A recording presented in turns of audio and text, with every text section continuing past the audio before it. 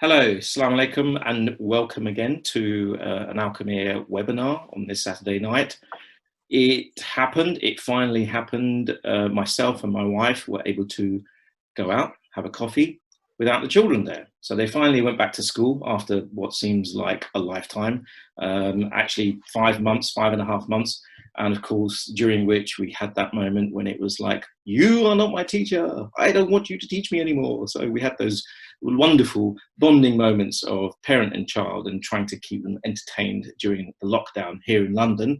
But they've finally gone back to school. And it's that time of year where we start to think about their education, about what they're doing, those wonderful little minds. I've got actually 3. One's already graduated and 2 are sort of, around the age of 10.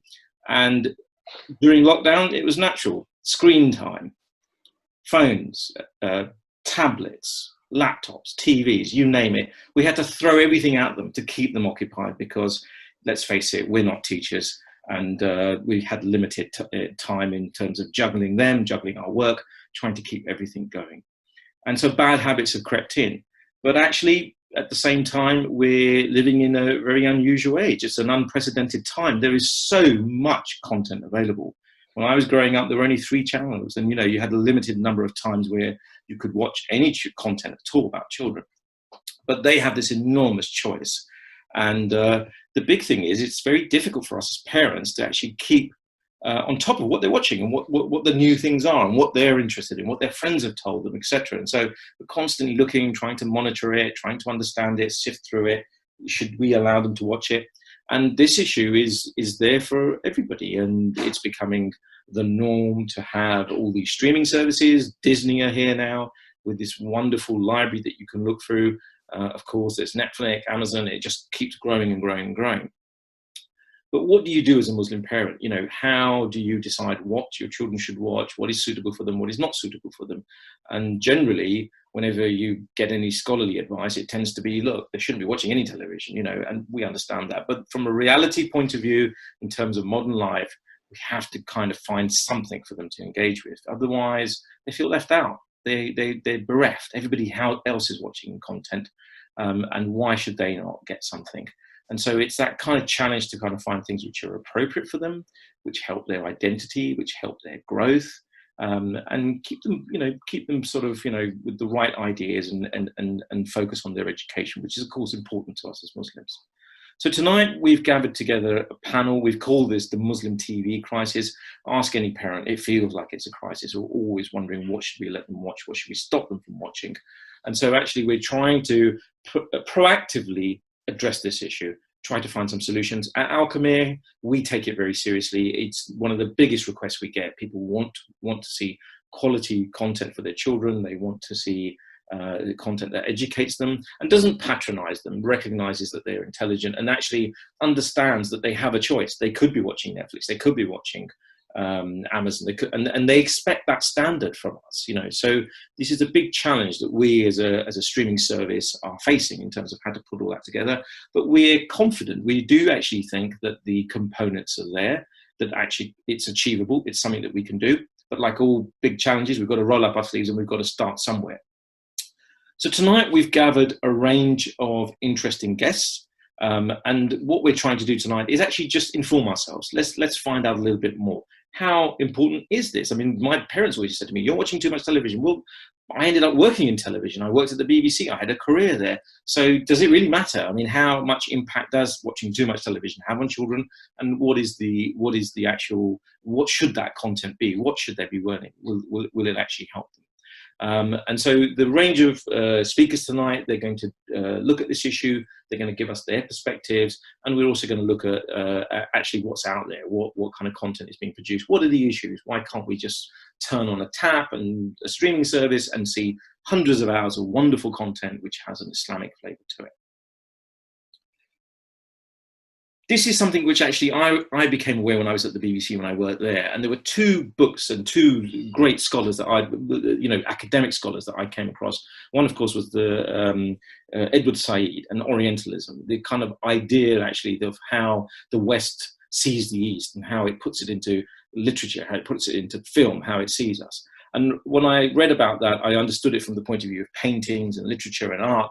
But I then also discovered the work of the late Jack Shaheen, Professor Jack Shaheen, and he had written a few seminal books in terms of the otherness of Islam and particularly of Arabs and how Hollywood does that. So we're now actually going to watch a clip from a documentary, which is, we're hoping to be able to offer this to you on Alchemiya quite soon. It's called Real Bad Arabs. And it will give you an idea actually of probably what the worst examples have been of how Muslims have been seen. So let's just see this clip. But this is real. This is real. We are at war with Iraq. Wasn't that easier because for more than a century we had been vilifying all things Arab?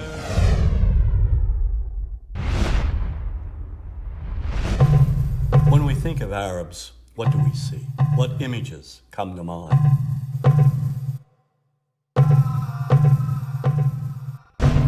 Arabs are the most maligned group in the history of Hollywood. They're portrayed basically as subhumans. If we feel that Arabs are not like us, or not like anyone else, then let's kill them all. Then they deserve to die, right? There we are. So quite shocking stuff. And Jack Shaheen spent his life and his work actually looking at content and what impact it was having on identity. My first guest is Sabnam Dharamsi. Sabnam is a lead tutor for the Diploma on Islamic Counselling and certified courses. She co-founded the Islamic Counselling courses. Her previous consultancies are diverse, include the chair of the Muslim Women's Helpline. She's been a trainer for Women into Work for University, the tutor for Bedford College, Person-Centered Diploma, and the international head facilitator for the Academy of Self-Knowledge. Sabnam's key area of work include young people and violence, sex and relationships, drug use, and lifelong learning. Sabnam, salam alaikum, welcome to our discussion tonight. Alaikum salam, Navid. Can we start? Can you tell me a bit about Islamic counselling? I know what normal counselling is, but why distinctively Islamic counselling? What does it involve? So with Islamic counselling, maybe it's easier to start with what it isn't. And one of the things that I think that can happen with some models of counselling is that they have an end goal of soothing you. And that can sometimes become pacifying. And with Islamic counselling, it's based on ideas about the self that are laid down in the Quran. And maybe the biggest concept that Allah tells us in the Quran about human nature is that our consciousness is vast and we have the potential to be higher than the angels or lower than the animals. And I think that's really relevant to today's subject, right? So in terms of Islamic counseling, what we as therapists are really looking for is looking for that potential and the journey that the person is on. So it's different to an imam and scholarship in the sense of, you know, we're really wanting to work with the person and where they are. But it's also different to other models of counseling, which might have different ideas about the self, although there's overlaps always. And when we talk about the development of the self and that journey that we're all on, we're living in a world where we're saturated with media images. It's like it's the norm of eating now. You know, if you get up, you work, you eat, and you watch somewhere along the line, whether you watch during the day on a phone or you watch in the evenings on a laptop or on a TV screen. What impact do you think that watching has on our sense of who we are, our own identity? Well, especially before the age of 25, when the brain is not fully formed, essentially what we're doing is laying down neural pathways. And human beings are unusual in that most of, or some significant amount of our development happens after birth. And that's great because it means that we're adaptable, but it also means that conditioning is really important. So who we are is defined by the relationships we have, and that's with people, but it's also with things and with media.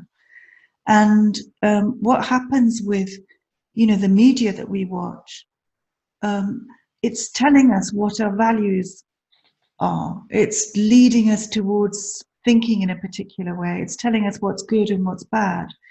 And as you showed in that clip, one of the things about a lot of media is that it's defining who we are as Muslims in a very negative way, and everything that goes with being Muslim as well.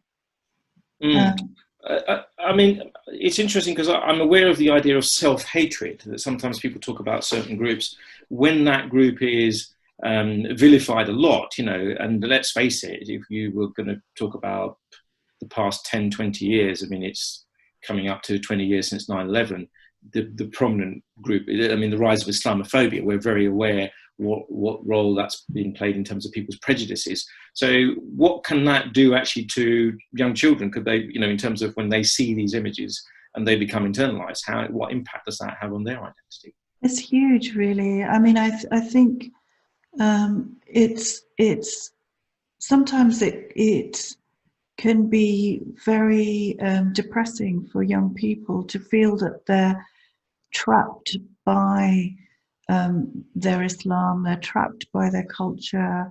They don't see it as something good or something valuable, and that's really sad because actually, you know, there is so much beauty and truth and love that is there, but it's not seen. And I think that, as you said, that self-hatred, and actually more than hatred, I think what's really difficult for young people is confusion and anger and a sense of, you know, I'm never going to make it, I'm never going to really be okay, and not necessarily having the tools to be able to say, this is what's happening and this is why it's happening, you know. And I think what's difficult for parents is often when parents are trying to sort of say that, it doesn't make any sense to young people, because actually what you're trying to do as a young person is trying to fit in, trying to get likes, trying to move ahead with your life, and you don't really want to know about like all the politics behind it. And of course there are politics there, and that's so difficult because you know, for boys and girls, you know, what happens is that they can get really sad and depressed about this, and really just not know what they're doing and where they're going. And do you think does it, you know, conversely, if there was something that actually understood that, is there a positive benefit? I mean, when I look back to my own sort of, you know, teenage years, I was at that place of coming from a Pakistani family, but then trying to fit into normative society in London, as it were. And there were a number of films which were like the coming of age films, as it were, that explored some of the clashes, you know. And so at that time I felt, oh well, at least I'm not the only one, you know. there's more than just me. But it also is sort of somehow, when you're watching something reflected back on screen, it sort of somehow it gives you that distance. I mean, what do you feel about that? Do you think that's... Yeah, I think that's a really interesting point that you're making, that, you know, if you're in a live conversation, it's much riskier because you know, it's much more difficult to walk away, and you're kind of stuck, and people can see your pain and your vulnerability. And what I find with counselling is a lot of people really like, some people don't, but a lot of people really like that online thing. And for young people, they're very comfortable generally with that medium. And, you know, it's nice, you can kind of come in and come out. You don't have to necessarily justify it. So that separation and that distance can be really helpful. But I guess, like with anything, you have to really understand the rules of the game. And I think it's very addictive as well. So that kind of thing of like, in the morning, pick up your phone. Yeah. You know, before you've even kind of collected yourself, before you've reflected, before you've sat back, before you've thought like, I'm thirsty, you know. I mean, that's huge, isn't it? That you're not checking in with your body, you're not checking in with your heart, but you're actually externally focused on someone, some social approval. So you're more out there than you're in here. And we tend to do that anyway. Yeah. Right? And for not just spirituality, but just for life, for love, for, being a just person, for being able to trust, for being able to engage, to really enjoy the big things that, Allah has given us. To be stuck with that very small section of life, even though it seems to offer so much. I think it's really sad for us as people, that we diminish ourselves so much. I don't want to make it sound like the internet. I think the internet is a bad thing, or social media is a bad thing. I think it's so fantastic. You can access so much stuff. And with Black Lives Matter, you mentioned about Islamophobia. There's a lot of young people and generally Muslims, I think, are finding a lot of really important, good content to educate. But the whole thing about curating is really difficult, and people get so overwhelmed. Yeah, I mean, it feels to us that the tap's open now, and there's just this tsunami of content that people are experiencing. And so being able to kind of actually sift through it and identify what's okay and what's not okay is actually, it's time consuming. It's incredibly time consuming, Yeah. And so to have people who are doing that, which is what we do at Alchemiya, we watch everything rigorously, we assess it, but also I think the next stage of it is also just that first generation who are thinking about having this as a career, about coming into these areas. We've seen the rise of the great Muslim YouTube stars, but some of it can be also just emulating really what everybody else has done with some sort of Muslim veneer. And there's a danger to it, because this is also, a lot of this is crash and burn. It's sort of, you shine brightly for a while, and then it's going to go nowhere. It'll end, and we've seen the impact on mental health that's had. So yeah. I think my final thoughts really is, do you feel that is there somewhere where parents can learn more about this kind of understanding? Do you think that is needed, or that's work that still has to be done yet? I think it's work that still has to be done. I think that one of the things that's difficult for parents is that actually we are all addicted as well. Yeah. And you sort of said about the kids are at home, and you give them the screen because actually you're already exhausted. You've had, belonging to 60 WhatsApp groups, and you're checking your emails all the time. And, there's no distinction between work and home anymore. So it's really hard for a parent to find a way to model it. But I think that one of the really lovely things about Islam is that it is really teaching us to find a way of saying no, and that's in a way what Ramadan is like. And, I heard one scholar, Dr. Khalid Al-Fadl, and he was sort of saying that actually modesty for our time is not clicking. Wow. And I thought that was mind-blowing. Not clicking. Yeah. It's such a simple message, and actually probably in a way where we need to start. And then the other thing I think is it's very hard to shout down things by saying no. So there has to be things that you say yes to, and you mentioned about Alchemiya, about curated content, about organizations and people that you can trust that also have skin in the game. And I think that's one of the things that, we need to look for is like, okay, we need the superficial stuff to engage us, but then is there a backstory? Is there depth? Are these people real? And I think that's one of the things in terms of Islamic counseling, allowing people to go a bit deeper, but safely. So lots of different angles that are important, I think, for parents, to educate oneself in relation to one's relationships with media, to be self-aware oneself, because there's no point in telling kids not to do it when they see that you're on the phone yourself. Yeah. Thank you so much. I mean, this is very, very, eye-opening, valuable discussion, and I hope we can get you in again and sort of develop it further, because I think it's something that we're all struggling with, really. So yeah, I thank think you that's so much. Brilliant. Thank you for your time. Yeah. So the modesty of not clicking, I think I love that. That's going to be the motto for next week. Brilliant. It's ironic because actually, the busy season for Ramadan is actually a TV season. In the Middle East, people watch more TV than they usually do during Ramadan, and it's sort of this idea of actually the digital detox as well. We understand the detox of not eating, so increasingly, I think we're going to be seeing that and teaching our children restraint. Really, the importance of that. My next guest is actually someone who's thought about this quite seriously. Sara Sawaf is the founder and executive producer of Aya Animations. Sara established the organization in 2015 with a vision to bring values-based content to children around the world.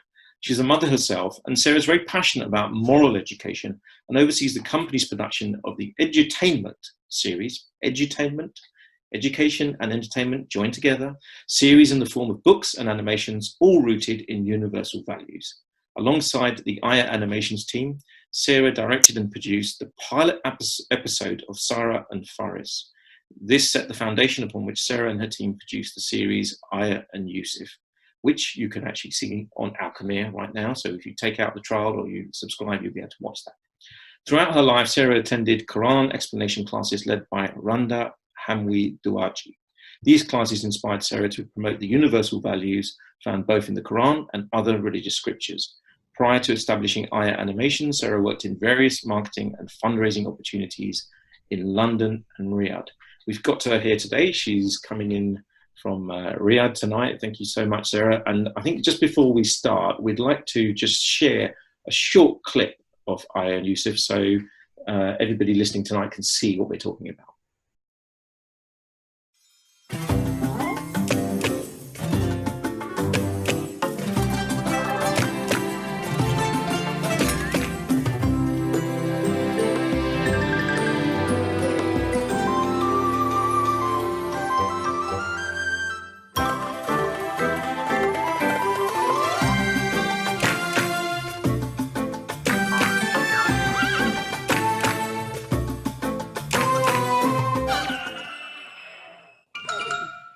Always remember, a kind word is like a wholesome tree, with firm, steady roots and branches that reach up to the sky. We must help protect nature's balance and not do any harm, because even very small things can tip it. I just wish people would think more about our world. And God told us to take care of the things that are entrusted to us, whether it's an object or a secret or even an emotion like love.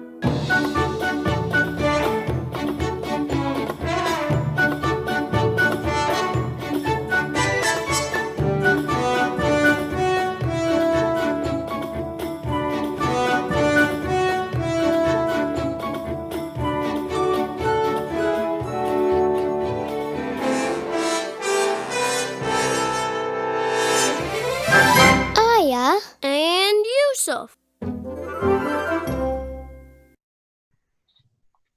Sara, assalamu alaikum. Walaikum salam. Thank you so much for joining us, and thank you so much for that wonderful, wonderful series there. Can you tell me a bit more about where the idea came from and what got you started in this area? I became a mom, and I have to say,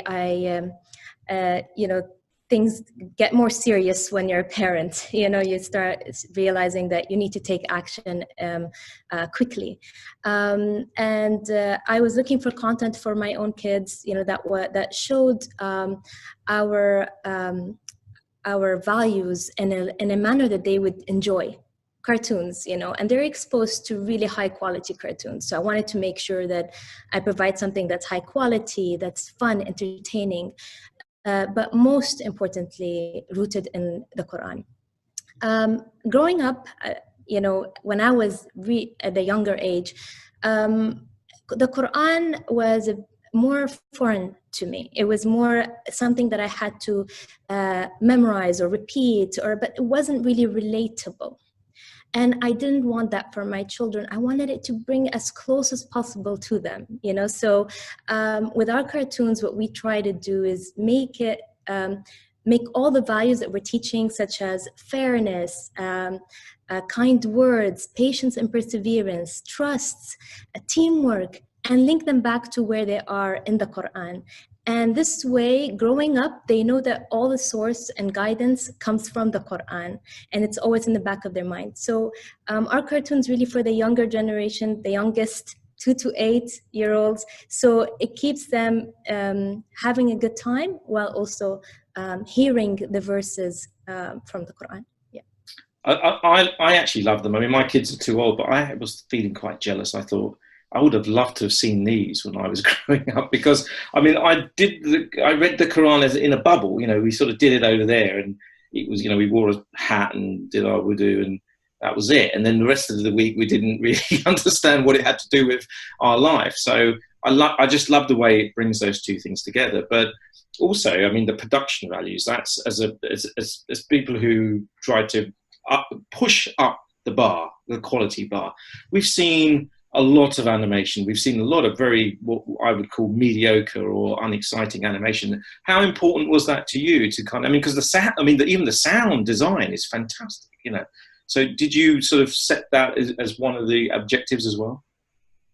Absolutely. I wanted the best I can get, you know, especially with my, you know, with my, as a startup, with my small network, with my small, I managed to, you know, and everyone I'd speak to would get excited. You know, we're over 1 billion Muslims in the world, almost 2 billion, and we feel we're not represented enough. And if we are, it's not the quality that is global standard. And I'm always questioning why. Let's do it. Let's do it. Let's do it the best we can. Let's do something great for the whole world to see, right? And you know, they're all values that, in the universal values that people seem to forget that we share, you know. So yeah, it was definitely, I always wanted to get the best quality I could. Yeah, I mean, we've got a growing number of non-Muslims who are beginning to subscribe to Alchemiya. So it's quite interesting for us, actually. I mean, we often ask them, you know, and they're not coming for Islam. They're coming because they love the culture, or some architecture or some food or something like that. And it's sort of, so they come for that and they appreciate that. But I think to be a young kid called Yusuf, I've got a nephew called Yusuf, or Aya, you know, it's just such a thrill to see your own name in the content, because in the past it's always been Jane or Jack or something, or Mickey, you know, it's never been a Muslim name. So that's quite important. I mean, what kind of, again, the other thing is, this is a very male-dominated space, which is highly unusual. I find it very strange. I mean, when I go and speak to people at the BBC, a lot of you know, it's sort of increasingly becoming more female-dominated, especially when it comes to the issues of children or children's content. But there's a kind of there's a balance throughout these institutions. But when it comes to media content production in the Muslim world, it's very male-focused, and actually that, I think, that impacts on what they're producing as well. So how have you found it? How have you found being female and trying to make your way through that space? I don't particularly feel like I had challenges. I started and just things rolled out. You know, there is the support. It's just, you know, staying focused and working towards it. And alhamdulillah, I had, I was able to reach where I am today and be able to create it. And I have to say that this age group, there's lots of science papers that prove that children who grow up with spiritual education demonstrated a greater degree of well-being in early adulthood. So everyone around me, whether it's child psychologists or educators, or everyone was really focused on, all right, how can we make this edutainment content as entertaining as possible, while making sure the message, is educational. They learn the manner from the Quran. It's aligned with our values and so on. Yeah, so to get their attention. So I mean, what you're explaining is actually, it's quite complex, because people would think, oh, it's just some artist doing that and somebody records a voiceover. But you're talking about a team that involves both experts in the Quran, educational psychologists, and so what made you think that you need all of that to get this right? And entertainers. So right. Yeah. And yet this is still our first series, and we think we want to have it even more entertaining, maybe the next series, while also introducing the next batch of values to children. So of course, it's trying to blend the two is quite challenging, Navid, I have to say. So it did take us a lot of reviews, but having the experts in the field with us, so we had, whether it was with the with the Quran teacher, with the child psychologist, making sure we just had to get that team together, all the experts in the field. We'd review it tens of times until we're all happy, and then it goes into the next stages of development. Okay. One of the common questions we get when people subscribe or they leave, when they cancel their subscription, is that it? We want more. We want a lot more. I mean, this is the biggest criticism we have of our platform. Netflix, 22,000 titles. Alchemiya, we've barely got about 500 to 600 700 plus titles. So people are always saying, I love everything you're doing. I've watched a lot. My kids are hungry. They want to, it's like food. They want to have a lot of content. So that's my question. What stops this from being 10 series or 5 different types of series? What is the main barrier that would stop you? I have to say it's the cost. It's very expensive, especially if we want to maintain high quality content.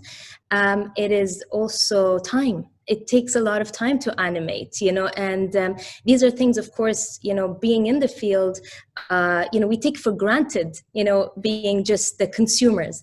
While as when you're there actually working on it, it takes a lot of work, and it is quite costly.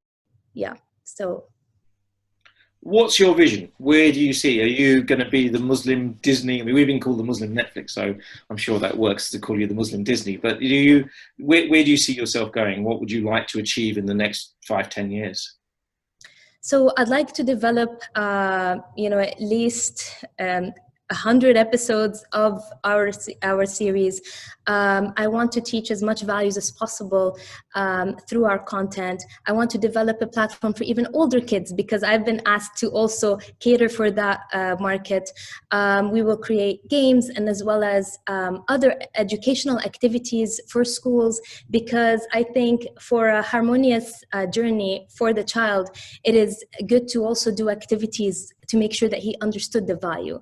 So whether it's trust, which is amana, how do you exemplify it? How do you, what can the child do, in his surrounding, in his classroom, stories that they can read that, emphasize that value that we're trying to teach. So yeah, we want to have, create experiences for children in addition to our cartoons. Finally, I mean, when we developed our concept, we called our customers global urban Muslims, because we saw something happening which we didn't think, was a new idea.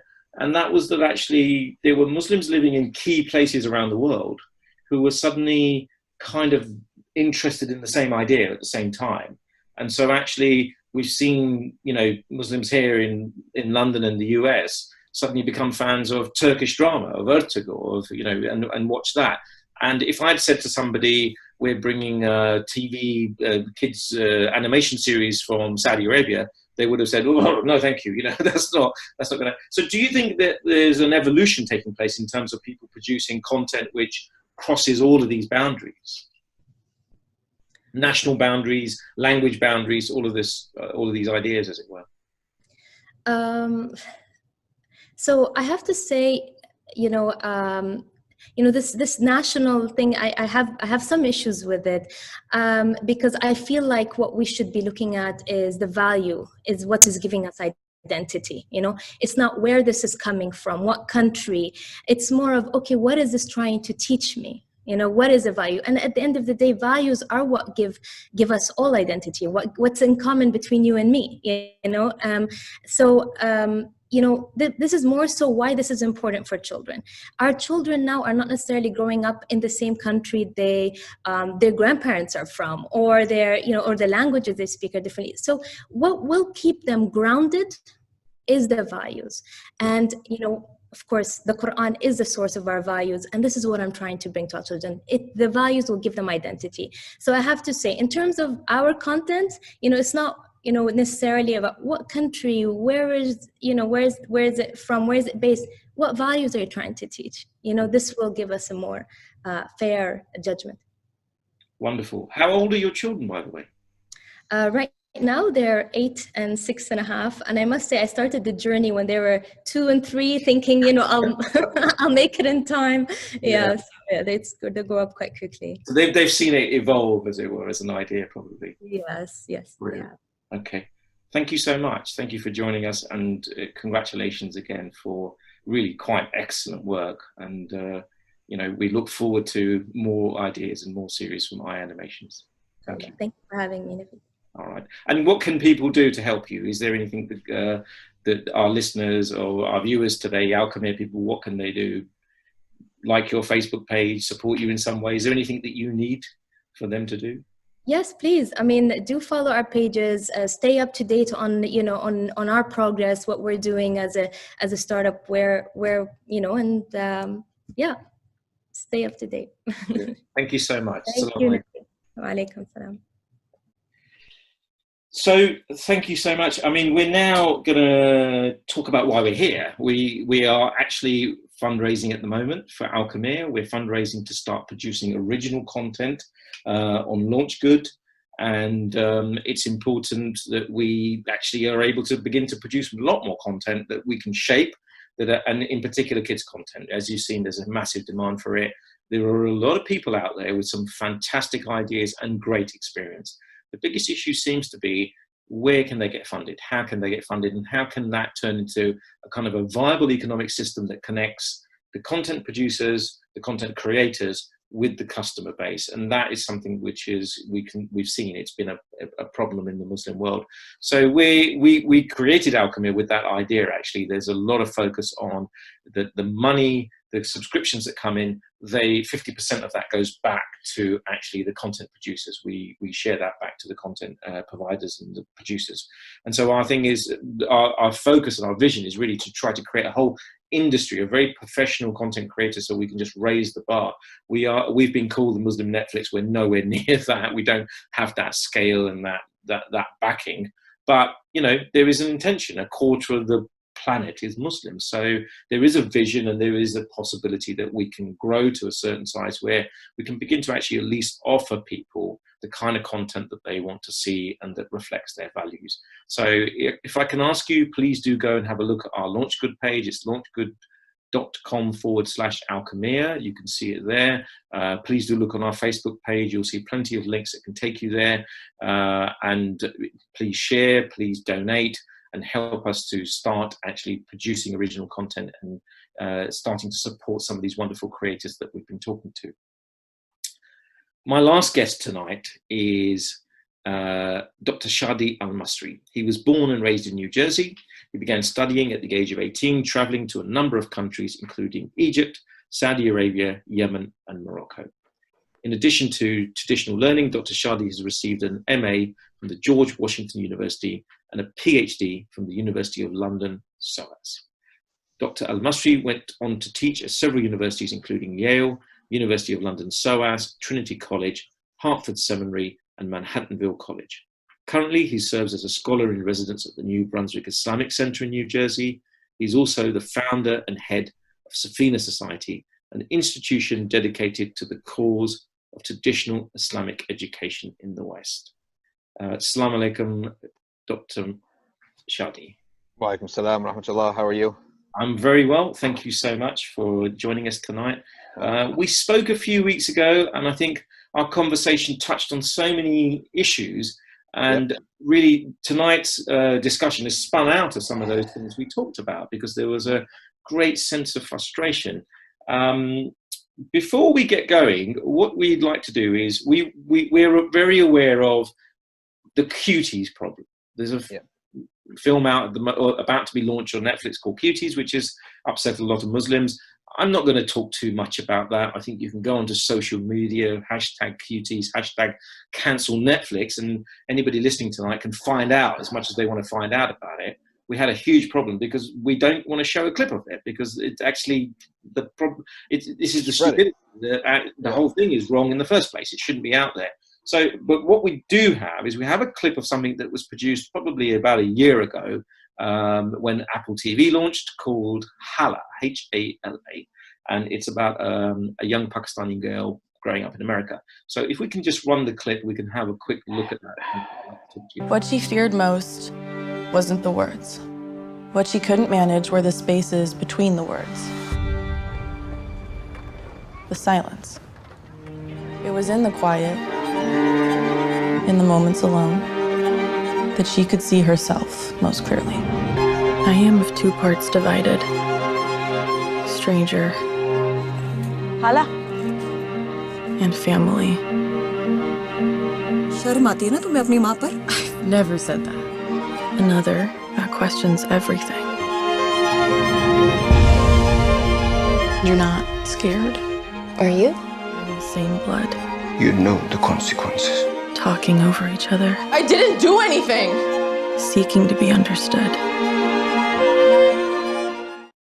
This is actually about a young Pakistani girl growing up in America, and she has a boyfriend, a white boyfriend, a relationship with that. And it's about her struggles of trying to be a good Muslim in the West and actually finding some kind of liberation in moving away from that. This is not new, is it? This is something, I mean, what's your opinion? We've seen this kind of stuff around for a long time. There are problems. Some people live ideal childhoods and their parents are okay and up to date with the times, so to speak. Doesn't mean morals change with times, but the manner in which you deal with children and parents tend to have to be a bit more up to date on what's going on in youth culture. There are some grandparents, they know that there is such a thing as youth culture, but you have to be up to date so that you can relate to your kids. I think that's very important. And that's what I mean by being up to date.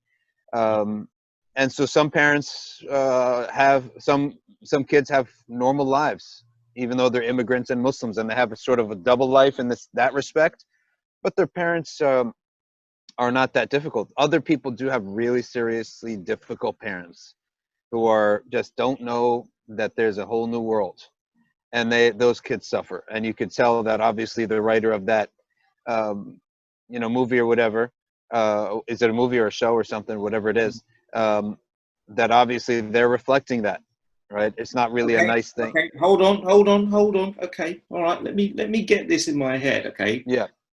So that's an issue. We know that's an issue. That's something that we've been dealing with. The Muslim community's been dealing with it. Scholars have been dealing with it. But when there's no other show about Muslims, or there's hardly anything shown, why pick that subject and say, hey, it becomes representative, right? It's like for people who know very little about Islam or very little about the Muslim community, the first thing they come across is, here's a 16-year-old who's not happy with her Pakistani parents. Yeah.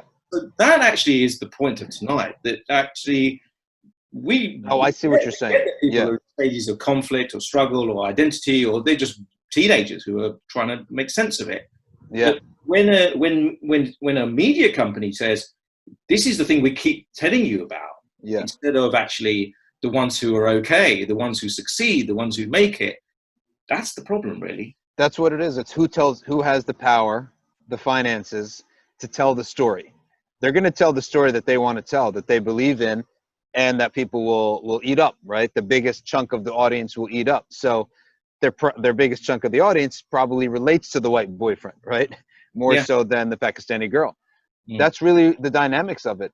If we had our own, let's say the script was switched, right? And we have a country and we're successful, and these Norwegians from a poor country come to our country, we're going to write a show about a Norwegian girl, right? Whose dad won't allow her to marry a Muslim guy, right? It would be flipped. So it's all about who has the authority, the wealth, the power, the channel to tell the story.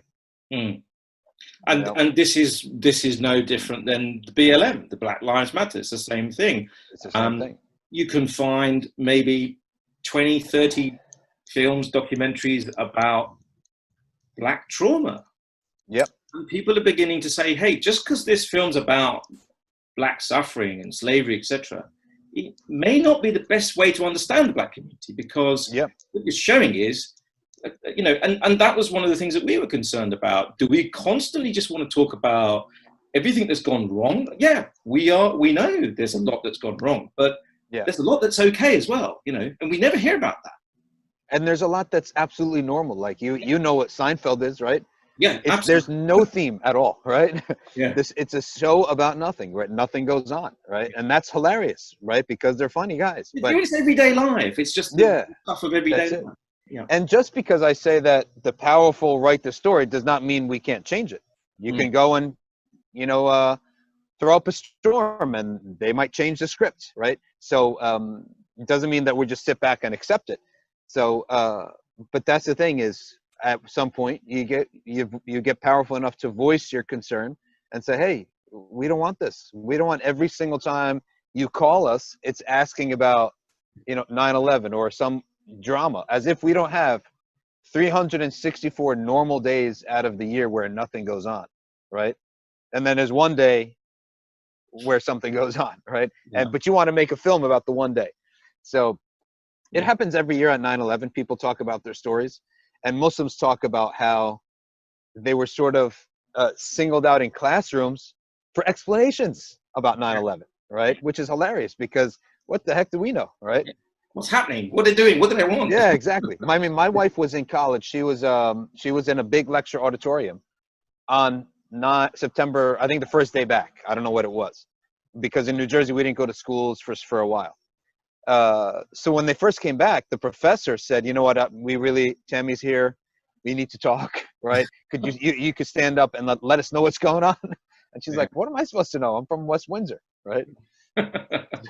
Yeah, I mean, it also, when I worked in television, it was the busiest time was the month of Ramadan. So it was every other year. It was like, oh, we've got to do something. It's Ramadan. Well, I did it the year before and the year before and the year before. It's still the same thing. We don't eat, you know what? I think the best way when it comes to narrative is not to counter narrative. It's just to narrative yourself. Yeah. Like someone out there eventually, some Muslim, clever Muslim, just going to write a book, right? Like whether it's fiction or something, it'll be a hit. It doesn't have to be like a Muslim autobiography or a Muslim fiction. Just write a good fiction. And you're a Muslim. Allah's watching you at all times. So you're going to have your own limits. If I was to go into creative space, I wouldn't go in as a Muslim creative space. I'd just go in as a creative space, right? And I know, even in this situation, Allah's watching me. So I'm not going to do anything haram. That's it. But I'm not going to say, halal Muslim book. No, just book, right? When the Muslim made an astrolabe back in the day, we whenever they show the Muslim arts and science, to navigate with, they love to show this device which nobody knows how to use, but we're proud that we made it, right? Muslims made it. The Muslims were just making an astrolabe. He did not make Muslim astrolabe, right? Just made an astrolabe. Yeah. When they made the, telescope, he did not make halal Ramadan finding telescope. He just made a telescope, right? And that's the mentality of confident people, right? Okay, but here we're talking tonight about children's content and children's TV, and we called it the crisis, because you said to me when we spoke last time, you said even if you brought me non-Muslim films, but they were, they met the Muslim values, we would watch them because there's such a shortage of it. So I think the idea is really, do you think it's possible that we can, when we created Alchemiya, we wanted to occupy a kind of an interspace. We didn't want to be just purely in the Muslim space. We also are definitely not mainstream. We don't claim to be the mainstream because we wanted to tell people, look, we're proud of our Muslim culture, but you can all come here and watch these films. You can enjoy these films. And it's not all wall to wall what the Quran says. There's stuff about beautiful buildings, mosques, carpet, culture, you name it. And then increasingly our customers, who a majority of them are Muslims, said, look, we're children. We're worried. So what do you think that lack of having enough content at the right age, what kind of impact does that have on children's identity? Have you, I mean, you're a parent yourself. Have you been worried? Have you seen things happening? It should have no impact whatsoever. I mean, are we kidding? Right? That's what's going to impact your identity. Then you are soft. Your parents raised you soft, and your priorities are way out in left fields, right? Because, I mean, this mentality is too fragile. Oh, they didn't have a Muslim Barbie doll at the Target in New Jersey. I'm traumatized and I need to complain and make myself a victim and major in victimology and write my whole PhD thesis about this, right? Are we kidding? Wake up, right? That's not a problem. And every once in a while, I sit my daughters down, and my kids are past this. I sit them down. Look at this girl is a Syrian refugee. She's in a boat, right, with her dad, trying to get to Turkey or whatever. There's an African boy with a big stomach. So I'm going to say, let's get stuff out there, but let's not say your identity is going to be, no, your identity is going to be just fine if you don't have a show or if you don't have now, if you do, your identity is going to be better, stronger. You're going to be strong. Like I was listening to the other commentators that you had here, right? And a lot of the stuff made great sense. And I would give my dollar to Aya and, was it Sophia? Aya and Zaid? Aya and Yusuf, yeah. Aya and Yusuf. I say it Aya Sophia because that was in the news, right? I would give my dollar to that before I give it to anyone else, right? Okay. And so don't get me wrong on the value of something, but the absence does not affect it. No, I don't think there's an absence. What we've actually seen is the opposite. There has been a lot of stuff made. Yeah. But when we look at the quality, it falls short. And yeah. And then I've investigated it. Okay, so I'm a content guy. It's my business. So I look deeper, and what I see is sometimes it's sort of there's a naive attitude that look, I'm talented. I'm just going to do it myself. I'm talking about some 60-year-old guy who's like, there's money to be made, so I'm going to get in on this business. And he's gone and hired a whole bunch of people. When you look at the end result, it's neither professional nor is it satisfactorily Muslim, Yeah, I get that. I would say it's annoying at most. It's frustrating, a little bit frustrating, annoying, maybe a little bit embarrassing, right?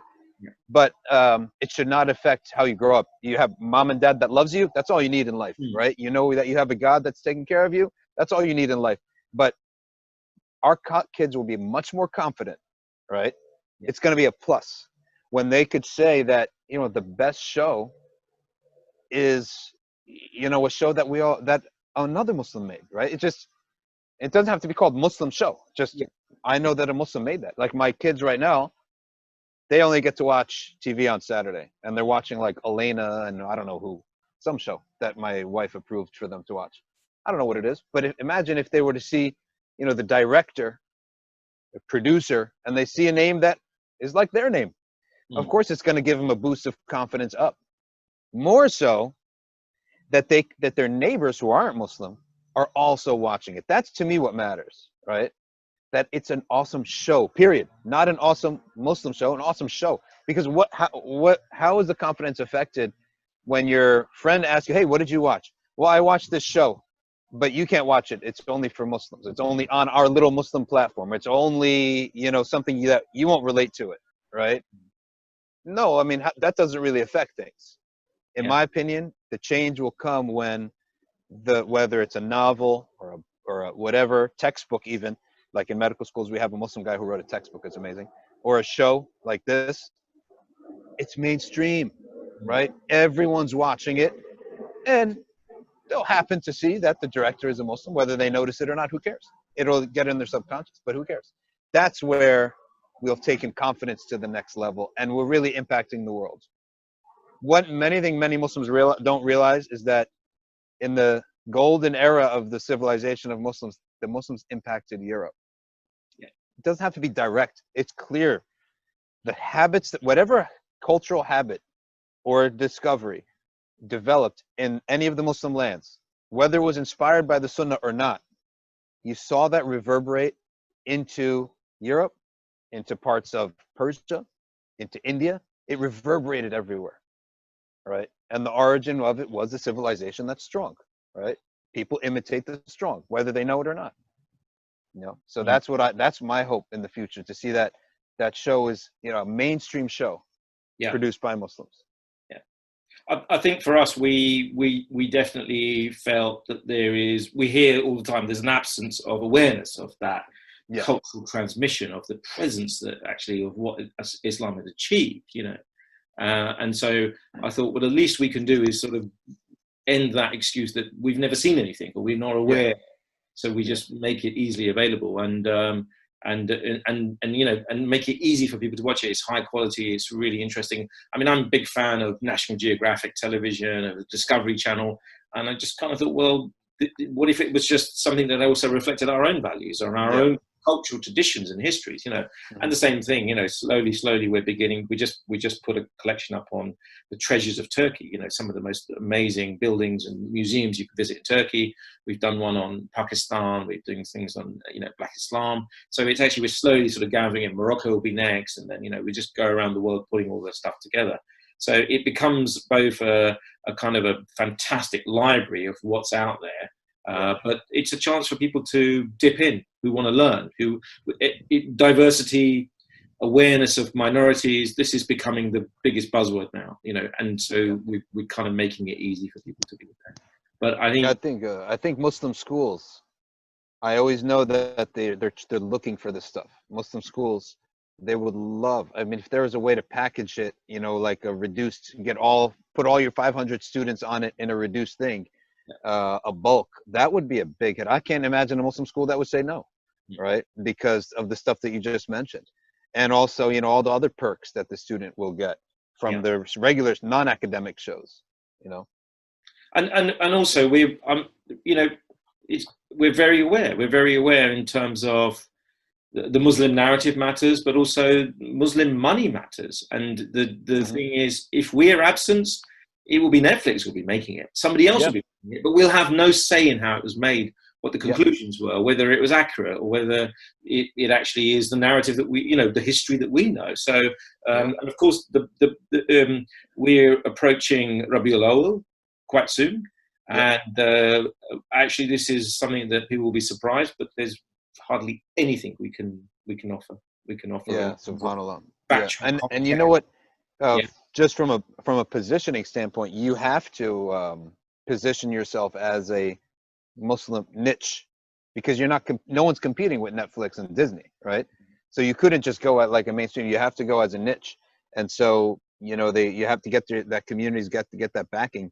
And a Rabi' al-Awwal, you know, series of documentaries every Rabi' al-Awwal will be amazing. You know, imagine that, like Rabi' al-Awwal in Turkey, in India, right? Things like that.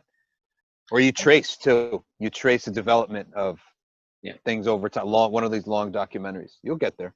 But also, just again, we're constantly thinking with that view of the mainstream experience that we have. So just the prophetic character. How do we narrate the prophetic character to non-Muslims? How can they understand that? You know, the kind of essence of compassion, of, you know, the leadership that came, the social change that came. So we just see it in terms of, if I was watching something on the Discovery Channel and it was a biography, or the Biography Channel, and it was the Prophet sallallahu alaihi wasallam, you know, what aspects of it would they say, and how could they do it? And how would they do that? And so that's we're constantly thinking about that.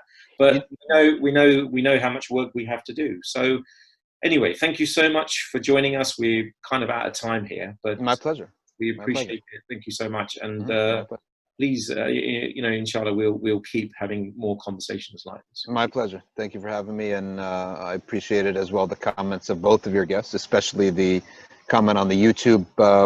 You know, this I just wanted to mention. You know, this what do they call it? Like these type of vloggers. Every moment of their life is caught on, you know, and what kind of impact this has on their families and their lives. I think I've kept track with like 4, not that I watched, but I read an article that kept track of like 4 or 5 of them. Their lives are completely suffered because of this. This idea of everything I do, I have to go on YouTube and I'm a Muslim vlogger. All their lives have gone to this bizarre lost marriages, all this mental issues, because that's what she was talking about. There's mental issues because of this YouTube vlogging. So, you know, we tried that, and I don't think it's working out for a lot of people. So. Yeah, I mean, look, we don't like the idea of binge watching as well. Yeah. We're a channel. And you know, we've even said to people, look, please don't watch. You know, there are so many better things you could be doing. You know, but it is a need. People have a need. They have time. They want to kick off. This is. Then we offer some great films for you to do that. But the sense of actually really trying to, I mean, you know, what Shabnam said was the modesty of the click, you know, kind of trying to that's huge. That is huge. When to stop, when to shut off, when to end it. And on that note, I think it's time for us to finish as well. So brilliant. Thank you so much. Take care. Assalamu alaikum. Walaikum salam. That's it. That's all there is for tonight. Thank you for joining us. It's a very serious issue. You know, what do we show our children? What kind of programs do they watch? And where will they get them from? Who will make them? We've started this process at Alchemiya. We really want you to support us. Please do go along to alchemiya.com. Have a look at our platform if you haven't yet seen it. You can click the browse button. That will give you a sense of all the collection of content we have. And have a look at also launchgood.com/Alchemiya, where we're fundraising for content. We'd love to hear what you think. We are constantly looking for people who are in this space, who are producing content, who've got talent, who've got ideas. And we do believe, you know, that we're making progress in bringing forward some high quality content. Thank you so much for listening tonight. And please do keep in touch, write back with your suggestions and your ideas. We hope to see you again soon for another discussion. Thank you.